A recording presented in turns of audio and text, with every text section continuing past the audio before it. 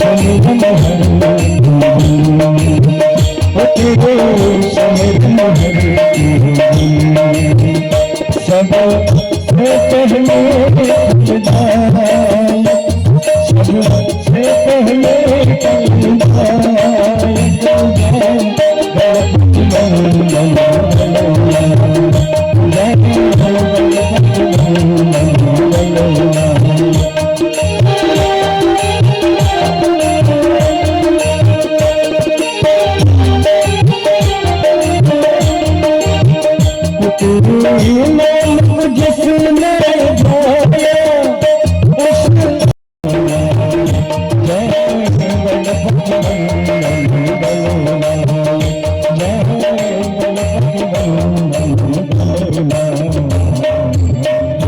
बोलिए बाकी जो हरिलाल की।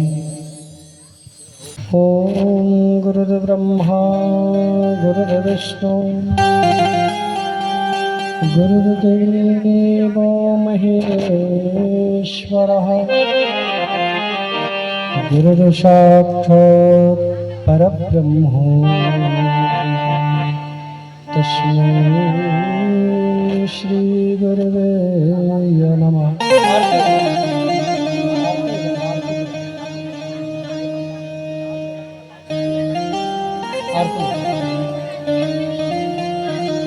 आइए हम सभी भगवान पुराण पुरुषोत्तम की आरती करें, इसीलिए यथास्थान खड़े हो जावे और आज भगवान की आरती करें। आप भी ऊपर आ जाइए। चंद्रमा मनसो जातस् चक्षुः सूर्यो अजायतो श्रोत्रोधवायुश्च प्राणश्च मुखाय जायते। ओम इदग्वं हविः प्रजननं मे अस्तुतशिवीरग्वं सर्वगणग्वं स्वस्ति आत्मशनि प्रजाशनि पशुशनि लोकशन्न भयशनि अग्निप्रजां बहुलां मे करुत्वन्नं पयोरे तो अश्माशु धत्ते। बोल वृंदावन बिहारी लाल की जय। श्री राधा रानी सरकार जय। भागवत महापुराण की जय। श्री भागवत भगवान की आरती पापियों को पाप से भगवान की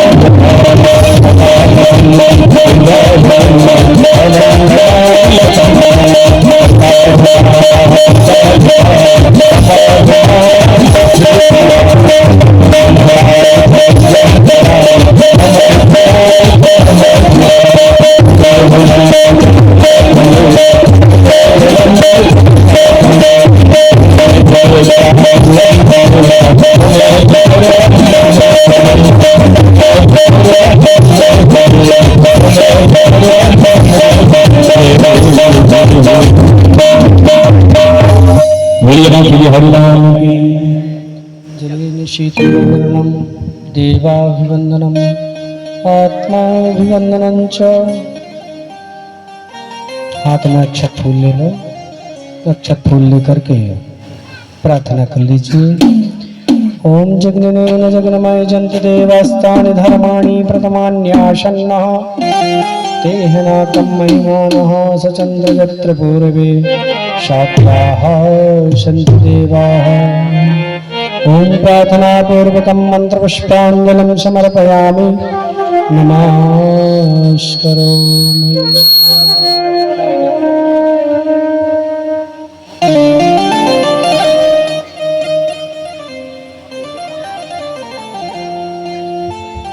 आप सभी लोग विराजमान हो जावे।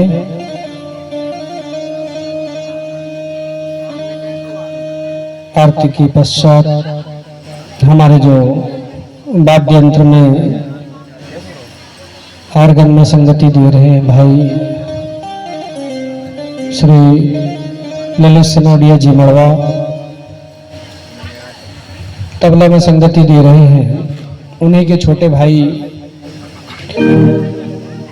श्री अनिल सनोडिया जी, और पैड में संगति दे रहे हैं भाई सिवनी से जयदीप भाई जी।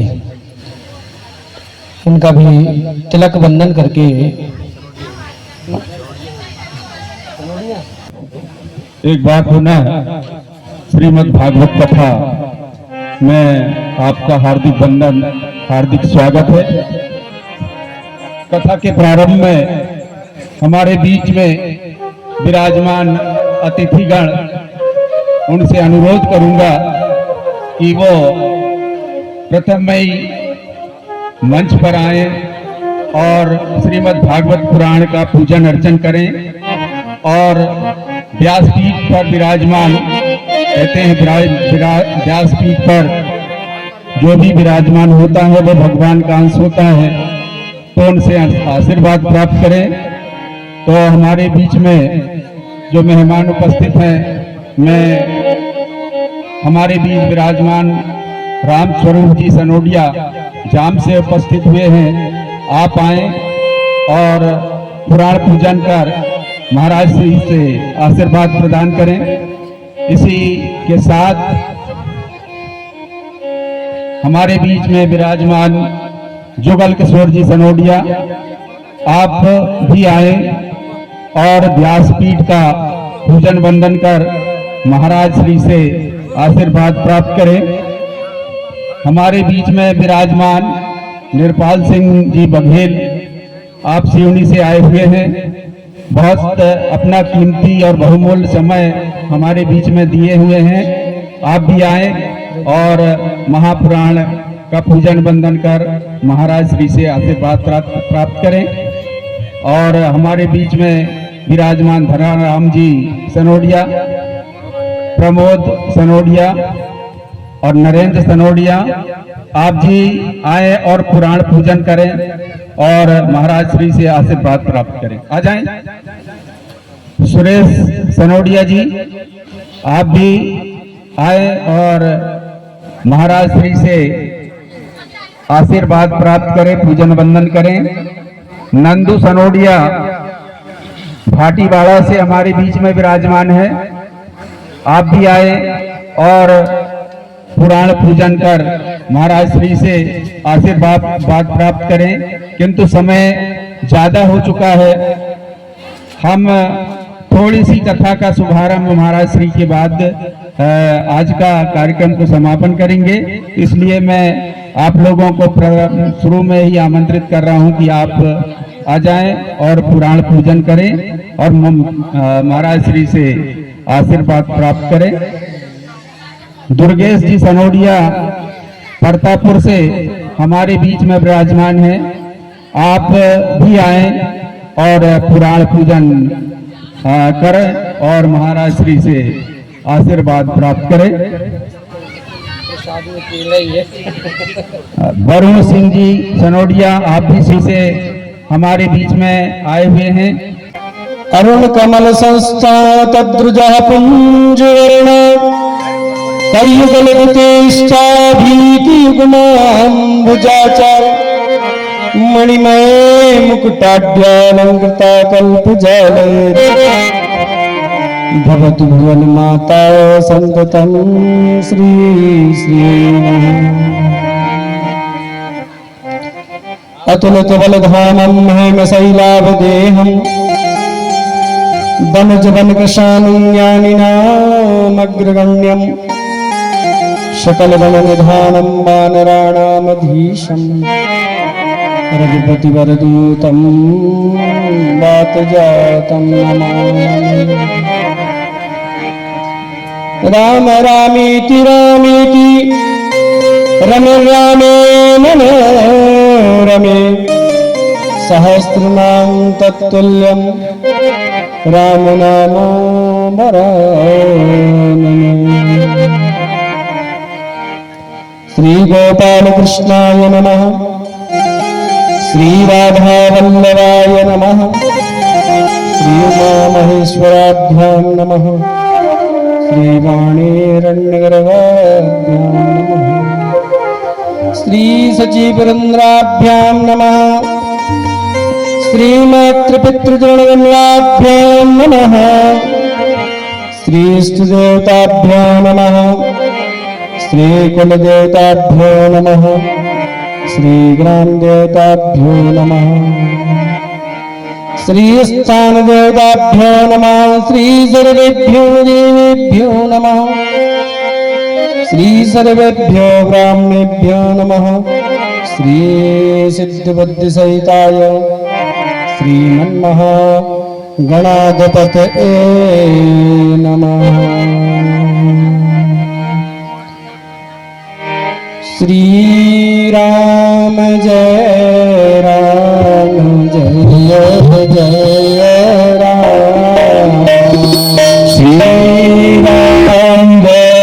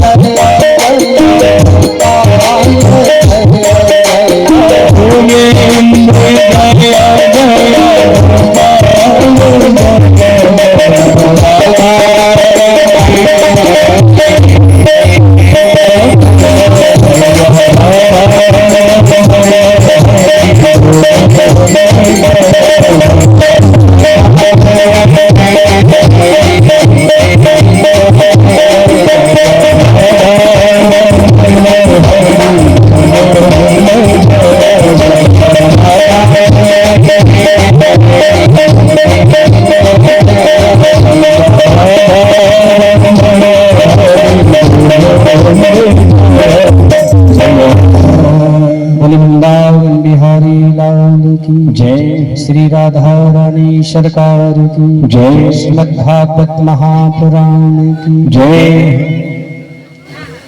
कलियुग की बोलो नाम आधारा, कलियुग के बोले नाम आधारा, कलियुग के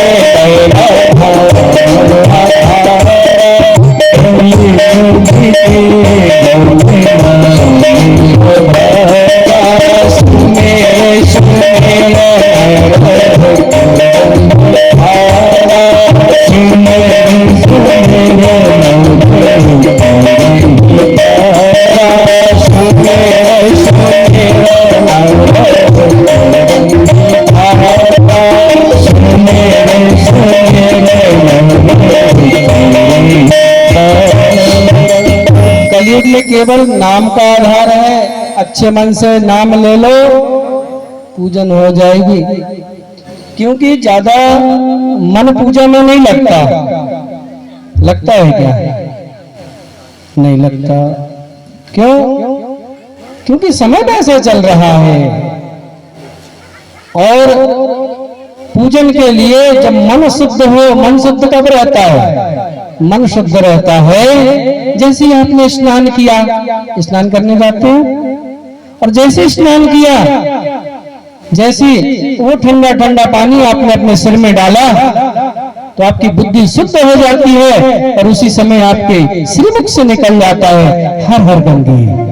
कोई कहता है क्या कि आप हर हर गंगे कहो, हर हर शंभू कहो? क्योंकि उस समय बुद्धि शुद्ध होती है और उसी समय हमें भगवान का स्तवन कर लेना चाहिए। उस समय में किया गया पूजन, किया गया नाम स्मरण, वो भगवान को सीधा प्राप्त होता है। किसी आडंबर की जरूरत नहीं है, किसी माला की जरूरत नहीं है, किसी तिलक की जरूरत नहीं है। आप भगवान का नाम बड़े प्रेम से लीजिए।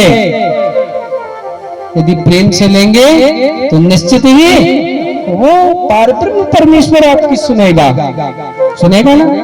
और ये कलिकाल है और इस कलिकाल में भगवान के नाम का बड़ा महत्व है। आगे कथा में आपसे बंद करेंगे ना, तो आज की कथा में आप बड़े धन्यवाद के पात्र हैं जो आज इस प्रांगण में बैठे हुए हैं।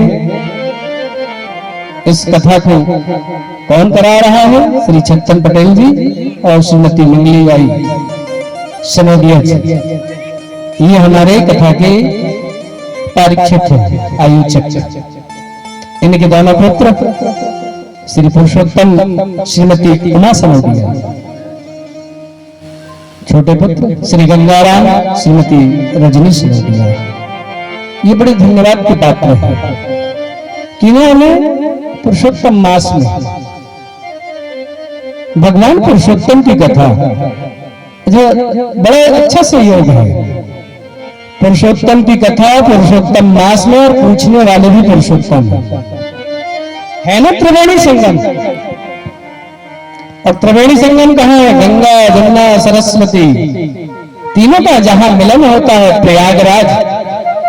आज ये समझ लीजिए कि छिंदवाड़ का ये प्रांगण प्रयागराज बन गया और चौथे दिन वृंदावन बन जाएगा, ये गोकुल धाम बन जाएगा।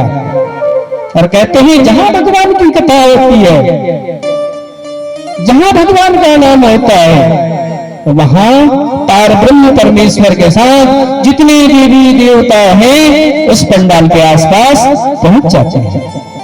क्योंकि आप जो लोग बैठे हैं इसमें किसका प्रभाव है जानते हैं? क्योंकि भगवान की इच्छा है, इसीलिए आप बैठे हुए हैं। जो यहां से उठ करके चले गए उन्हें भगवान की इच्छा नहीं है, भगवान की कृपा उन पर नहीं है। कृपा आएगी जब भगवान की इच्छा होगी, फिर इस पंडाल पर आकर के बैठेंगे और भगवान की कथा को श्रवण करेंगे। तो भगवान की इच्छा के बिना कुछ भी संभव नहीं है। और आपके जो शरीर में जीव बैठा हुआ है, ये जीव कोई और नहीं है, ये पारब्रह्म परमेश्वर का अंश है।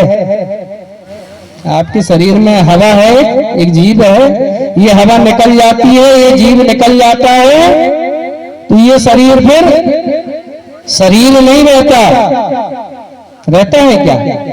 तो ये भगवान का जो अंश है, उसी अंश से हम आज जीवित हैं, देख पा रहे हैं, सुन पा रहे हैं, चल पा रहे हैं और उसी के अनुसार कार्य कर पा रहे हैं। तो ये भगवान की कथा को श्री सनोडिया परिवार ने बड़े उत्तम समय में पूछा, मलमास में, अधिक मास में, पुरुषोत्तम मास में। इसका बड़ा फल है। आगे की कथाओं में हम पुरुषोत्तम मास की कथाओं का भी वर्णन करेंगे कि क्या कारण है इसमें भगवान का पूजन, स्तवन, मनन, भजन करने में फल ज्यादा क्यों मिलता है। दूसरे मासों में जितना कार्य करेंगे उससे अधिक मास, अधिक फल इस अधिक मास में प्राप्त होगा। तो भगवान पुरुषोत्तम ने अपना नाम दिया है इस मास के। तो इस प्रकार से ये भागवत जी की कथा हम आज प्रारंभ कर रहे हैं। यद्यपि प्रारंभ करना बहुत जरूरी है, ये प्रथम दिवस है, 7 दिन की कथा है, 8वें रोज समाप्ति है। तो नैमिषारण्य तीर्थ में सूत जी महाराज स्वर्गाधिक 88,000 ऋषि बैठे हुए हैं और सूत जी महाराज से प्रश्न करते, महाराज घोर कलयुग आ रहा है और इस कलयुग में बहुत अज्ञान होगा, घोर अंधकार व्याप्त होगा और उस अंधकार को, उस अज्ञान को दूर करने के लिए प्रभु यदि कोई ऐसा आख्यान हो, कोई ऐसा प्रसंग हो या कोई ऐसी पूजन हो जिसके करने से हमारा जो अज्ञान है, जो अंधकार है, जो हम पाप में डूबे हुए हैं, उससे हमें निवृत्ति हो जाए, हमारा जो अज्ञान रूपी अंधकार है वो प्रकाश रूपी ज्ञान में बदल जाए। जैसे आप देखते हैं अभी रात्रि हो गई, सूर्यदेव चले गए, अंधकार हो गया, लेकिन कल सुबह 6 बजे जब सूर्य फिर निकल करके आएंगे और अपना प्रकाश इस संसार में देंगे तो फिर से ये रात्रि का अंधकार दूर हो जाएगा ना। तो उसी प्रकार से ये भागवत कथा, ये पुराणों की कथा हमारे जीवन में जो अंधकार है, अज्ञान रूपी, इसे दूर करने वाला है। तो इस प्रकार से छोटा सा आख्यान है, 5 से 7 मिनट का महात्मा की कथा है, उसको श्रवण कर लीजिए। इसके बाद आरती, और जैसे ही आज हमारे भैया श्री पुरुषोत्तम जी ने कहा है कि सभी लोग भोजन करके जाएंगे, तो भोजन की तो चिंता ही नहीं है, चिंता छोड़ दो, भोजन तो मिलना ही है। भजन भी हो जाएगा और इसके बाद भोजन भी हो जाएगा। तो सूत जी महाराज से स्वर्गाधिक 88,000 ऋषि पूछते, महाराज कोई ऐसा आख्यान सुनाइए, हम सुनना चाहते हैं। तो सूत जी महाराज ने स्वर्गाधिक 88,000 ऋषियों को बतलाया कि महाराज एक समय की बात है, नारद जी महाराज अनेक लोगों में भ्रमण करते करते कहां पहुंच गए? वृंदावन पहुंच गए। और वृंदावन जब पहुंचे तो वहां पर एक कौतुक देखा। क्या कौतुक देखा? कि एक स्त्री की जो सेवा है, अनेक सुंदर स्त्रियां सेवा कर रही हैं, बड़ी सुंदर है, और उस सुंदर स्त्री की सेवा में बहुत सारी स्त्रियां सेवा कर रही हैं। लेकिन अचरज की बात क्या थी? अचरज की बात थी कि उसके दाएं और बाएं 2 बूढ़े पुरुष बैठे हुए थे। नारद जी को बड़ा अचंभा हुआ। जब अचंभा हुआ तो विचार किया कि देखना चाहिए चल करके क्या बात है। तो किनारे पहुंचे, लेकिन देख करके विचार किया कि मैं झंझट में क्यों पड़ूं, होगी कोई सुंदर स्त्री जो सेवा करवा रही है अनेक स्त्रियों से।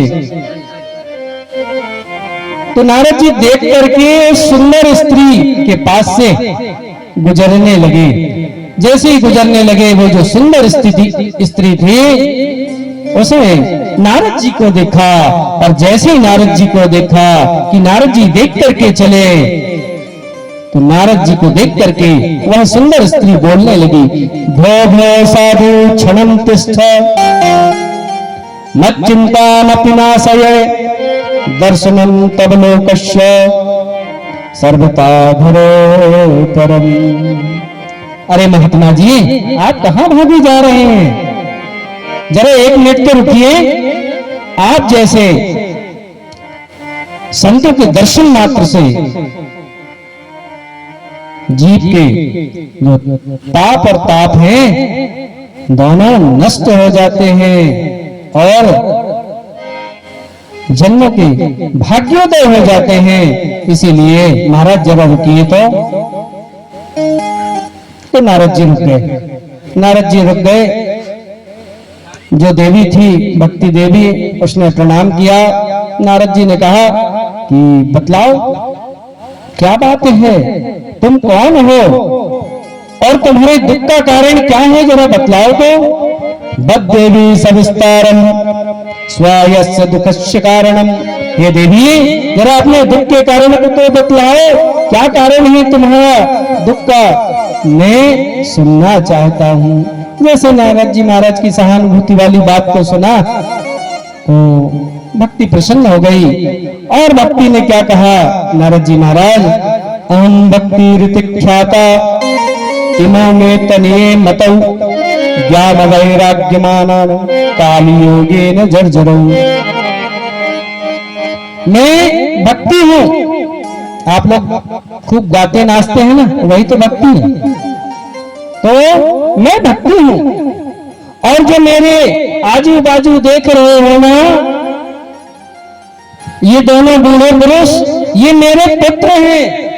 कौन है?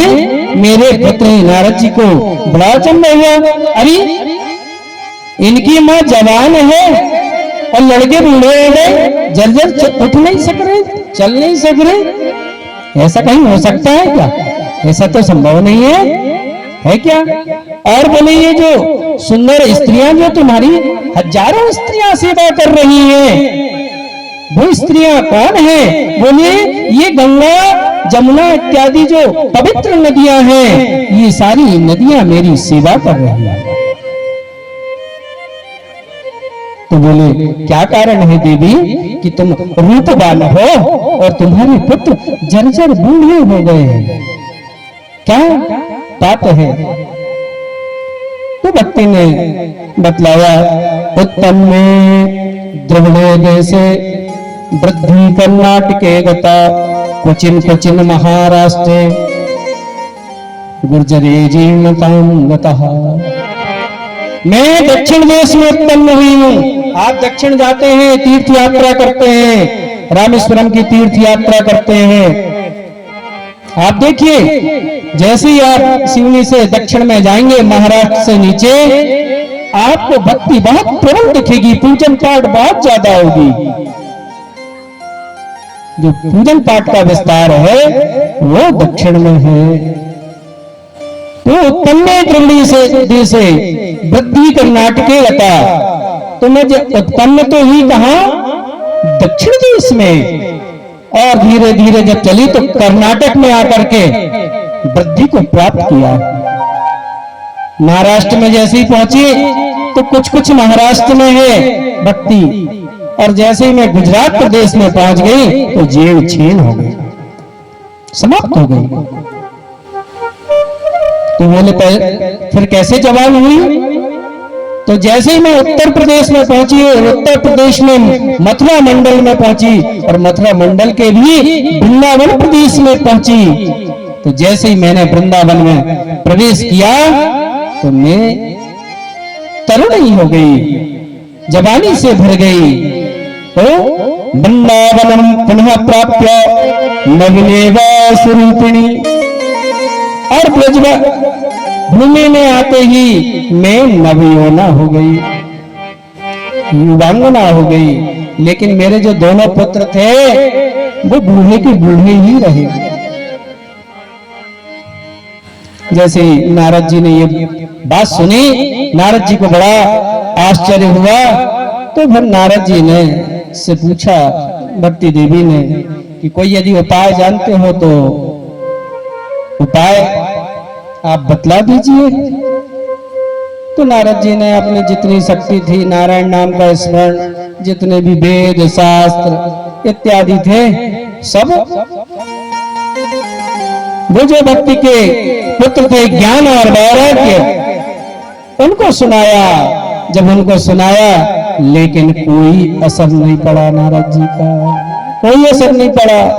जब असर नहीं पड़ा तो गीता पाठी मुहुर्मुहु, गीता का पाठ किया। गीता का पाठ सर्वोत्तम ज्ञान है, लेकिन जब उससे भी असर नहीं आया तो नारद जी के मन में खिन्नता आ गई कि मेरा इतना वेद शास्त्र पढ़ना जानना, जब वो ज्ञान और वैराग्य को तरुण नहीं कर सकते तो सब व्यर्थ है। इसीलिए भक्ति देवी से कहा कि देवी अब तुम यहीं विश्राम करो, मैं कोई उपाय खोज करके आता हूं। तो बद्रिकाश्रम की तरफ चले कि कोई ऐसा ज्ञान लेने वाला व्यक्ति मिल जाए। तो उसी समय भगवान के जो प्रथम अवतार हुए सनक सनंदन सनातन सनत कुमार, ये भगवान के प्रथम अवतार हैं। आगे आप कथा में श्रवण करेंगे। तो उनसे दरस परस हो गया। जैसे दरस परस हुआ, सनकादिक सनत कुमार ने नारद जी को देखा। तो नारद जी के मुखमंडल को देख करके कहा कि नारद जी क्या बात है, आपके मुखमंडल पर चिंता व्याप्त है। सारी व्यथा बतला दी। तब वो सनकादिक ऋषियों ने नारद जी को चतुश्लोकी भागवत का ज्ञान दिया, जो भगवान नारायण ने स्वयं ब्रह्मा को ज्ञान दिया था। ब्रह्मा को ज्ञान दिया था। और वही 4 श्लोक की भागवत 18,000 श्लोक में परिणत वेद व्यास जी ने किया। उस चतुश्लोकी भागवत में ज्ञान दिया कि तुम एक काम करो, भक्ति देवी को ये भागवत की कथा श्रवण करा दो। वो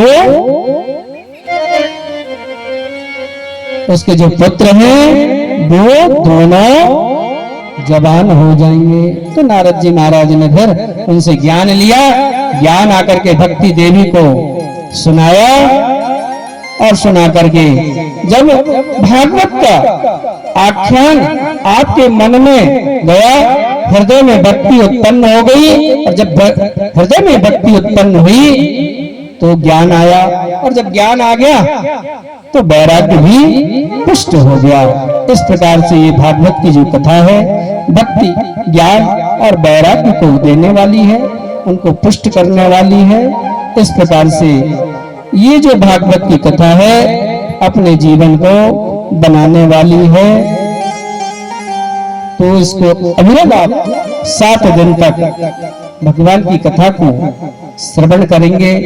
आज की कथा का हम यही विश्राम लेते हैं, क्योंकि समय ज्यादा हो गया है। आपके सुनने का मन भी नहीं है, क्योंकि पेट में चूहे कसरत कर रहे हैं।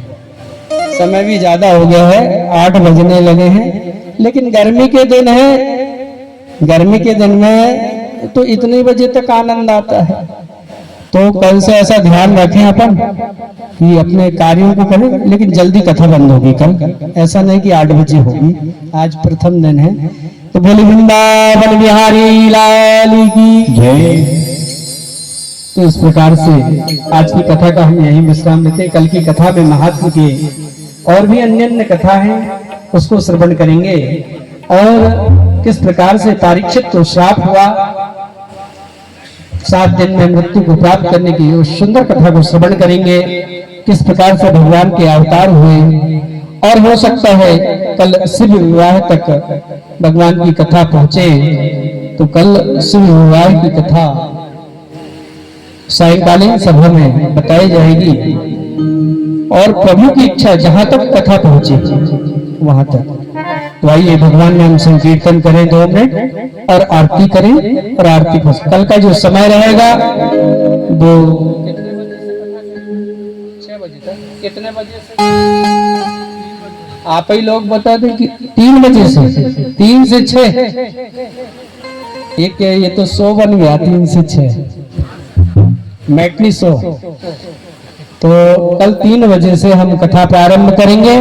हमारी जो संगीत मंडली है वो कम से कम 15 से 20 मिनट पहले आ जावे तो हो जाएगा। धूप भी तेज है और जितने जल्दी आप आएंगे उतने जल्दी कथा मिलेगी।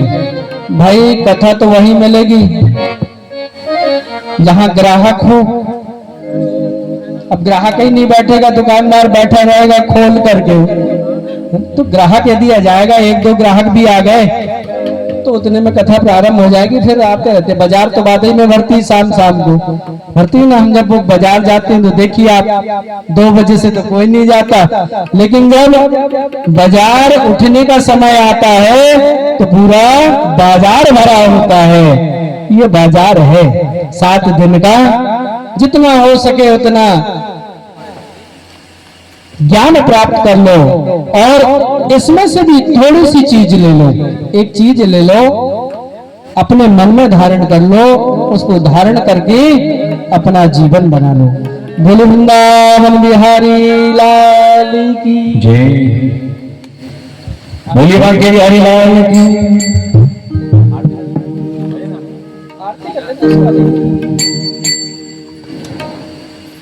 आइए हम सभी आज आरती करें और आरती के पश्चात फिर प्रसाद इत्यादि वितरण सुबह 8 बजे से 11 बजे तक संस्कृत में पूजन पारायण, जहां पूजन स्थल है वहां पर होगा, और शाम में 3 बजे से 6 बजे तक आप हिंदी में कथा प्रसंग श्रवण करेंगे। बोले वृंदावन बिहारी लाल की जय हो। श्री भागवत भगवान की हो आरती, पापियों के पाप से है तारती। श्री भागवत भगवान की हो आरती, पापियों के पाप से है तारती। पापियों के पाप से, पापियों के पाप से, पापियों के पाप से, पापियों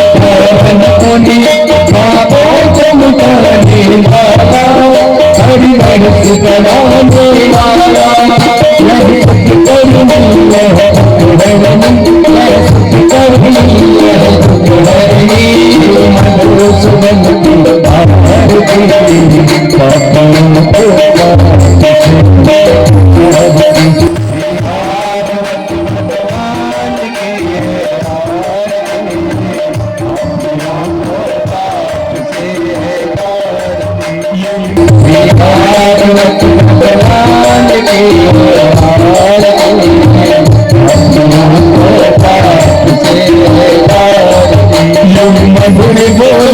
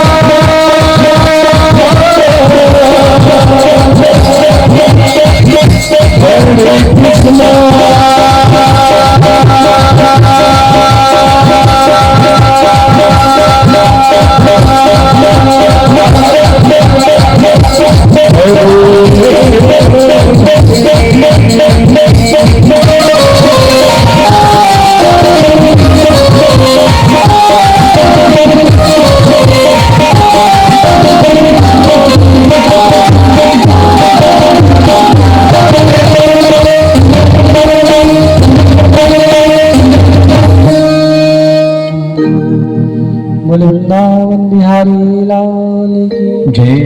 जलेन शीतलीकरणं देवाभूषणम् आत्माभिवन्दनं च। हाथ में अक्षत फूल।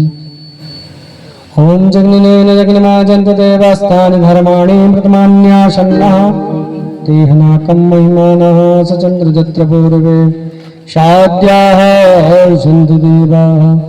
ओम एकदन्ताय विद्महे वक्रतुण्डाय धीमहि तन्नो दन्तिः प्रचोदयात्। ओम तत्पुरुषाय विद्महे महादेवाय धीमहि तन्नो रुद्रः प्रचोदयात्। नमो दिव्यै महादिव्यै शिवायै सत्तं नमः। नमः प्रकृतभद्रायै नीताः प्रीताश्वराम्। ओम वसुदेवसुतं देवं कंसचाणूरमर्दनं देवकीं परमानन्दं कृष्णं वन्दे।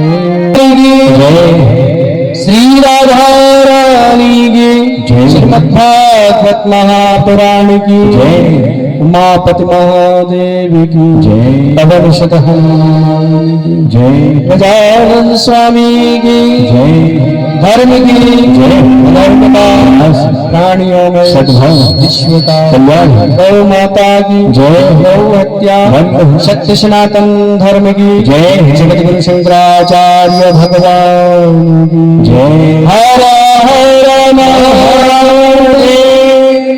जय जय श्री राधे जय जय श्री राधे जय जय श्री राधे श्याम।